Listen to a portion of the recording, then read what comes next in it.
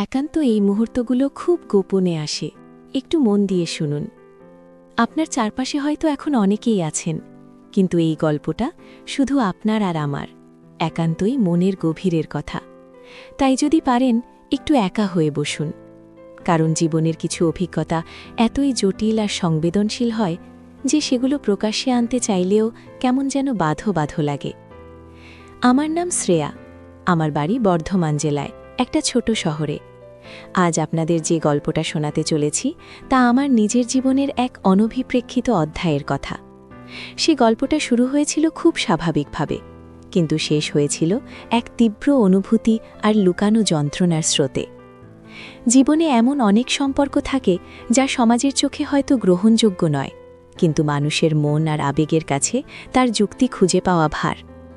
এই যে আজ আমি আপনাদের সামনে বসে কথা বলছি, একটা হালকা নীল রঙের সুতির শাড়ি পরে আছি, আঁচলটা একপাশে আলগা করে রাখা। হয়তো আমার চেহারায় কোনো বিশেষ জৌলুস নেই, কিন্তু জীবনের এই কঠিন পথ চলায় কিছু অভিজ্ঞতা মানুষকে ভেতর থেকে এমনভাবে পুড়িয়ে দেয় যে তার ছাপ মুখে চোখে স্পষ্ট হয়ে ওঠে। আমার চোখ দুটো দেখে হয়তো অনেকে ধরতে পারেন কতটা রাতের ঘুম কেড়েছে এই চাপা কষ্ট। শরীরের গড়ন সে তো বিধাতার দান, আর এই বয়সের সঙ্গে সঙ্গে তা আরও পরিপূর্ণতা পায়, যে পূর্ণতা অনেক সময় নিজের অজান্তেই অন্যের দৃষ্টি আকর্ষণ করে। তবে সেসব পরের কথা, আগে গল্পটা বলি। আমার বিয়ে হয়েছিল প্রায় 10 বছর আগে। স্বামী সৌরভ, ব্যবসা সূত্রে প্রায়ই বাড়ির বাইরে থাকতে হতো তাকে। প্রথম প্রথম খারাপ লাগত, একা লাগত খুব, কিন্তু ধীরে ধীরে অভ্যস্ত হয়ে পড়েছিলাম। আমাদের সংসারে বলতে গেলে শুধু আমি আর শাশুড়ি মা। শ্বশুরমশাই আগেই মারা গেছেন। আর ছিল সৌরভের ছোট ভাই অর্ণব।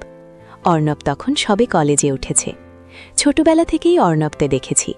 আমার বিয়ের সময় সে ছিল এক রোগা পাতলা ছেলে, যেন সবে কৈশোরের দোরগোড়ায়। সময়ের সঙ্গে সঙ্গে অর্ণবও বড় হল। কলেজের পাত চুকিয়ে বাদার ফেলে যাওয়া ব্যবসাটাতেই সৌরভকে সাহায্য করতে শুরু করল। ফলে বাড়িতে তার থাকাটা আরও বেশি হয়ে গেল। সৌরভ যখন বাইরে থাকত তখন অর্ণবই ছিল আমার একমাত্র সঙ্গী। শাশুড়িমা নিজের কাজ নিয়েই ব্যস্ত থাকতেন। সংসারের টুকিটাকি কাজ, বাজার হাট, ব্যাংকের কাজ সবই অর্ণব দেখত। ভাইয়ের মতো স্নেহ করতাম, আর সেও যেন একজন বন্ধুর মতো পাশে এসে দাঁড়িয়েছিল। ঘণ্টার পর ঘণ্টা গল্প করতাম, হাসি ঠাট্টায় বাড়িটা মুখরিত থাকত। কখনো দুপুরে যখন সৌরভের ফোন আসত না বা আমার মন খারাপ লাগত, তখন অর্ণব এসে চুপ করে পাশে বসত, শুধু থাকত, কোনো কথা বলত না। ওর এই নীরব উপস্থিতি আমার ভেতরে এক অদ্ভুত শান্তি এনে দিত। আমি বুঝতে পারতাম না এই শান্তিটা ঠিক কিসের।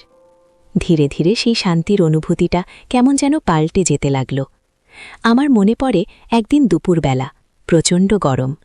আমি সবে স্নান সেরে হালকা একটা পোশাক পরে রান্নাঘরে কাজ করছিলাম।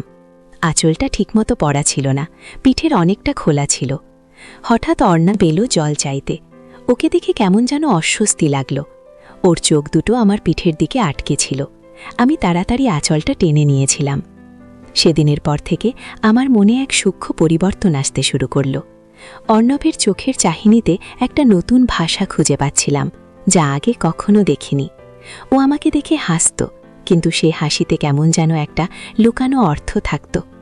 আমার শরীর যেন নিজের অজান্তেই সেই চোখের ভাষা বুঝতে পারছিল। অজস্র ছোট ছোট ঘটনা, যা প্রথম প্রথম অবহেলা করেছিলাম, এখন মনে পড়লে গা কাটা দিয়ে ওঠে। রাতের বেলা কখনো যখন টিভি দেখতাম, অর্ণব আমার পাশে এসে বসত। আমরা একই সোফায় প্রায় গা ঘেঁষে বসতাম। আমাদের মাঝে কোনো বালিশ বা দূরত্ব থাকত না। যখন কোনো সিনেমা দেখতাম, হঠাৎ করে হয়তো ওর হাতটা আমার হাতে লেগে যেত। বিদ্যুৎ প্রবাহের মতো একটা শিহরণ বয়ে যেত আমার শরীরে। আমি হাত সরিয়ে নিতাম, কিন্তু সে শিহরণ যেন অনেকক্ষণ থেকে যেত। অর্ণবও হাত সরিয়ে নিত, কিন্তু ওর চোখে আমি দেখতাম একটা বিজয়ের হাসি। সে হাসি যেন বলতো, আমি জানি তুমিও এটা অনুভব করছো। এই যে অনুভূতি, যা ভাষায় প্রকাশ করা যায় না, এটাই হয়তো ছিল আমার জীবনের সবচেয়ে বড় পরীক্ষার শুরু। যদি আমার এই স্বীকারোক্তি আপনাদের ভালো লাগে, তাহলে চ্যানেলটা সাবস্ক্রাইব করে পাশে থাকবেন, কারণ এমন আরও অনেক না বলা কথা আমার ভেতরে জমে আছে। দিনের পর দিন এই গোপন আকর্ষণ যেন জালের মতো জড়িয়ে ধরতে লাগলো আমাকে। সৌরভের অনুপস্থিতি আর অর্ণবের নিত্য উপস্থিতি আমার মনে এক অদ্ভুত শূন্যতা আর সেই শূন্যতা পূরণের এক নীরব আহ্বান তৈরি করেছিল। রাতে যখন শুতে যেতাম সৌরভের কথা মনে পড়ত, তার পাশে অর্ণবের ছায়া ভেসে উঠত। আমার মনে নিজের অজান্তেই পাপের বাসা বাঁধছিল, অথচ আমি তার থেকে বেরিয়ে আসার পথ খুঁজে পাচ্ছিলাম না। আমাদের কথোপকথনও যেন গভীর হতে শুরু করেছিল। আমরা জীবন, সম্পর্ক, ভালোবাসা নিয়ে কথা বলতাম। অর্ণব তার ভবিষ্যৎ নিয়ে কথা বলতে গিয়ে বারবার আমার মতামত চাইত, যেন আমিই তার জীবনের কেন্দ্রবিন্দু। ওর কথার মধ্যে একটা অধিকার বোধ ছিল, যা আমার স্বামী ছাড়া আর কারো থেকে আশা করিনি। একদিন রাতে সৌরভ তখন ব্যবসার কাজে বাইরে, শাশুড়িমা অসুস্থ ছিলেন, তাড়াতাড়ি শুয়ে পড়েছিলেন। আমি আর অর্ণব ড্রয়িং রুমে বসে গল্প করছিলাম। সেদিন বাইরে বৃষ্টি হচ্ছিল, বিদ্যুতের ঝলকানি আর মেঘের গর্জন এক অদ্ভুত পরিবেশ তৈরি হয়েছিল। অর্ণব হঠাৎ খুব কাছে এসে বসেছিল, এতটাই কাছে যে ওর নিঃশ্বাস আমার কানে এসে লাগছিল। আমার বুক ধরফর করছিল। ও আমার হাতটা নিজের হাতের মুঠোয় নিয়েছিল। আমি ছাড়ানোর চেষ্টা করিনি, হয়তো পারিনি। ওর হাতের উষ্ণতা আমার সারা শরীরে ছড়িয়ে পড়ছিল। তুমি এত সুন্দর কেন ভাবি? অর্ণবের এই কথাটা যেন আমার সমস্ত প্রতিরোধ ভেঙে দিয়েছিল। আমি ওর চোখের দিকে তাকাতে পারিনি, মাথা নিচু করেছিলাম। ও আমার কপালে আলতো করে একটা চুমু খেয়েছিল। সেই চুমুটা যেন নিছক কোনো পারিবারিক স্নেহের ছিল না, তার মধ্যে ছিল গভীর এক কামনার সুর। আমি কিছু বলিনি, বলতে পারিনি। আমার শরীর তখন নিজের নিয়ন্ত্রণে ছিল না। আমি সেদিন বুঝেছিলাম আমি এক নিষিদ্ধ স্রোতে গা ভাসিয়েছি। এরপর থেকে আমাদের সম্পর্কটা আরও জটিল হয়ে ওঠে। সৌরভ বাড়িতে থাকলে আমরা দুজনেই স্বাভাবিক থাকতাম, যেন কিছুই হয়নি। কিন্তু সৌরভ চলে গেলেই অর্ণব তার আসল রূপে ফিরে আসত। ওর চাহনি, ওর স্পর্শ, ওর কথার ভঙ্গি, সবকিছুতেই কেমন যেন একটা অধিকার মিশে থাকত। সে আমার মানসিক দুর্বলতার সুযোগ নিত, আমার নিঃসঙ্গতার ফায়দা তুলত। আমি জানতাম এটা ভুল, ঘোর অন্যায়, কিন্তু আমার মন যেন আর কোনো যুক্তি মানতে চাইত না। মনে হতো এ তো শুধুই আবেগ, শুধুই মন। শরীরের চাহিদা হয়তো ছিল, কিন্তু সেটাকে আমরা সরাসরি স্পর্শ করার চেষ্টা করিনি।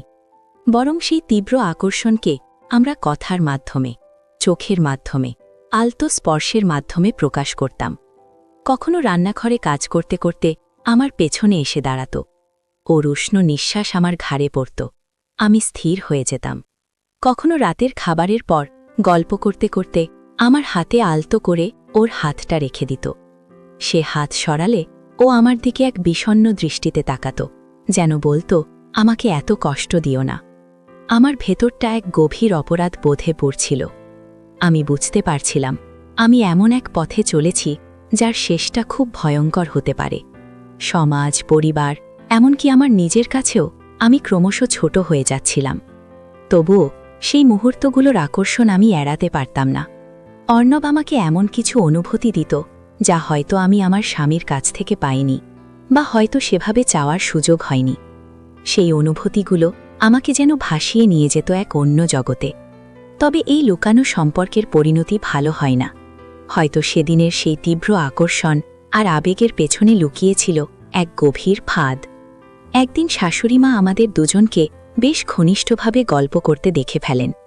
যদিও কিছু হয়নি, কিন্তু তার চোখে আমি এক অদ্ভুত সন্দেহ দেখেছিলাম। সেদিন তিনি কিছু বলেননি, কিন্তু তার নীরব চাহনি আমার বুক কাঁপিয়ে দিয়েছিল। এরপর থেকে অর্ণব কেমন যেন দূরে সরে যেতে শুরু করে। হয়তো সেও ভয় পেয়েছিল, বা হয়তো সে আমার প্রতি তার আবেগটাকেই ভুল বুঝেছিল। আমার জীবনটা আবার স্বাভাবিক হয়ে গিয়েছিল, কিন্তু ভেতরে ভেতরে আমি আর আগের মতো ছিলাম না।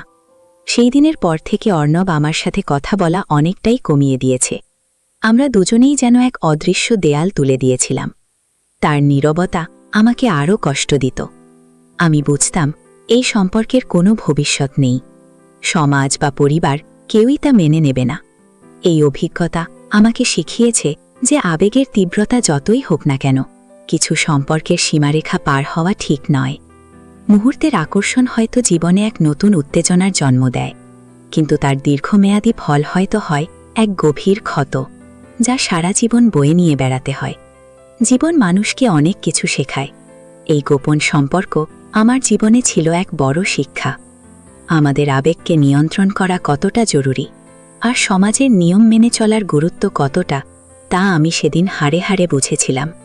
হয়তো এই গল্পটা আমার জীবনে এক কলঙ্ক, কিন্তু আমার মনে হয় এই উপলব্ধিটা আমার বাকি জীবনকে আরও সাবধানে পথ চলতে সাহায্য করবে। তাই আমার এই গল্প থেকে আপনারা হয়তো এইটুকু বুঝতে পারবেন যে আবেগের বশে এমন কোনো ভুল পদক্ষেপ যেন না নেওয়া হয় যার জন্য সারা জীবন অনুশোচনা করতে হয়। নিজের সম্মান আর সম্পর্কের পবিত্রতা রক্ষা করা খুবই জরুরি।